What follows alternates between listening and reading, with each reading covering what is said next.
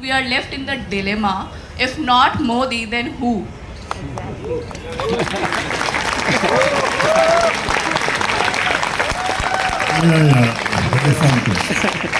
Look, I mean, I think the answer that the India bloc has been consistently giving is you vote in a majority of members of the opposition and we will find a leader. And no, wait a minute. It's very clear that each of the parties has their own leader and that any leader will have their own ambitions and desires. And it's also very clear that I'm not going to sit here and name one name and create a political controversy. So if that's what you want, I'm not going to do it. Having said that, let's also point out that this has happened before in the past. During the 25 years of coalition rule from 89 to 2004, what do we see? Did you expect ever to see Mr. Devagowda as Prime Minister? Or Mr. Gujral as Prime Minister? Or Mr. Manmohan Singh, Dr. Manmohan Singh as Prime Minister? These things all happened unexpectedly without people necessarily having voted with that particular individual in mind. They voted for the policies of the parties these people represented, or they voted against the policies of those who were in government, and the opposition then came up with a name. Don't sneer at that. It's the way our system works. Again, we've got the parliamentary system in our constitution. Let it function the way it's supposed to. But just to follow up to that, India of 2024 is not the India of 2004. I covered that election when Mr. Vajpayee unexpectedly lost. There was an India Shining campaign, if you remember.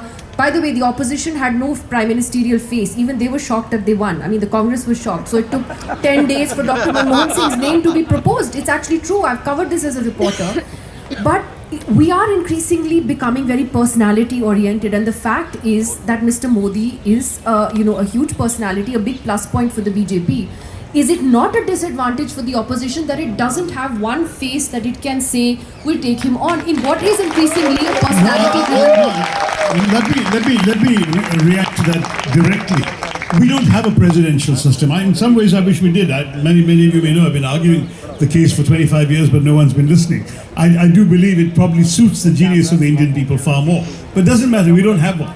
We have a parliamentary system, and right now we have the worst of both worlds, because we have a parliamentary system being run presidentially, which actually has completely etiolated our democratic rights and institutions. Having said that, in answer to Nidhi, I'm going to resurrect the slogan of our 2014 campaign that I think deserves to be remembered and resurrected. I will certainly be using it.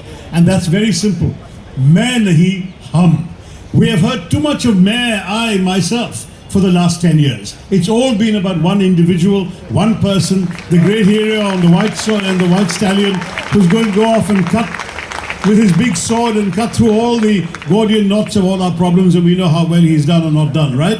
So the answer is, let's instead give you an alternative style of leadership, where there's a whole cross-section of experienced, qualified leaders who will come and listen to you, will have the humility not to talk about themselves, but to talk about you, what your problems are, what you need, and attempt to solve. How's that been going? How's that been going in the India lands?